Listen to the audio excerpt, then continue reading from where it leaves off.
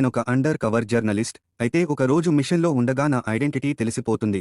అందుకని నా సేఫ్టీ కోసం నా బాయ్ ఫ్రెండ్నే నా చేతులతోనే కాల్చి చంపేశాను. దీనితో నా అండర్ కవర్ మిషన్ అప్పటితో పూర్తయింది. కానీ నేనెప్పుడూ ఊహించలేదు. అదేంటంటే 3 నెలల తర్వాత నా బాయ్ ఫ్రెండ్ కోటీశ్వరుల కుటుంబానికి వారసుడని తెలిసింది. అలా ఒక రోజు ఇతడు నాకు ఎదురయ్యాడు. అయితే ఇతడు కూడా నన్ను గుర్తుపట్టాడు. ఆ రోజు రాత్రి నేను ఇక్కడ పార్టీలో జాయిన్ అయ్యాను. అప్పుడు ఈ కుర్రాడు నన్ను కనిపెడతాడని నేను అనుకోలేదు. నాకు కొంచెం కొంచెంగా భయం స్టార్ట్ అయింది. ఇతడు రివెంజ్ తీర్చుకోవడానికి వచ్చాడని నాకు తెలుసు. అందుకని నేను పారిపోవడానికి ప్రయత్నించగా ఇతడు నన్ను ఆపి నన్ను నా పేరుతో పిలిచాడు. నేను ఇదంతా నమ్మలేకపోయాను. వాస్తవానికి ఇతడు పెద్దని కోటీశ్వరుడు. నాకు భయం వేసి అక్కడి నుండి పారిపోయాను. అలాగే పోలీసులకు ఫోన్ చేసి చెప్పగా ఆ గ్యాంగ్కి చెందిన లీడర్ ఎప్పుడో చనిపోయాడని, అలాగే ఆ కేసు కూడా ఎప్పుడో కొట్టేశాము అని చెప్పారు. దీనితో నాకు ఏం చేయాలో కూడా అర్థం కాలేదు.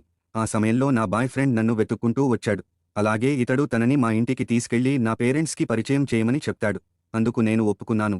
మరుసటి రోజు నేను నా బాయ్ ఫ్రెండ్ని కలవడానికి వెళ్ళగా అక్కడ నా బాయ్ ఫ్రెండ్ ఉండడు. బదులుగా అక్కడ గ్యాంగ్ లీడర్ నాకోసం ఎదురు చూస్తూ ఉంటాడు. అయితే అక్కడ రక్తపు మడుగుల్లో ఉన్న నా బాయ్ ఫ్రెండ్ కళ్లద్దాలు చూశాక నేను ప్రమాదంలో ఉన్నానని గ్రహించాను.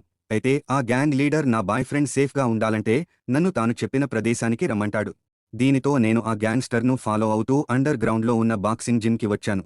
అయితే అమ్మాయి అయిన నేను ఆ ప్రదేశానికి రావడం చూసి అక్కడి వాళ్లు షాక్ అవుతారు. ఇంతలో ఆ కుర్రాడు తనను ద్రోహం చేసిన వ్యక్తిని కొట్టి నాకు గన్నిచ్చి ఆ మోసగాడిని చంపమని అంటాడు. ఇంతలో 3 నెలల క్రితం జరిగిన సంఘటన నా కళ్ల ముందు తిరుగుతుంది.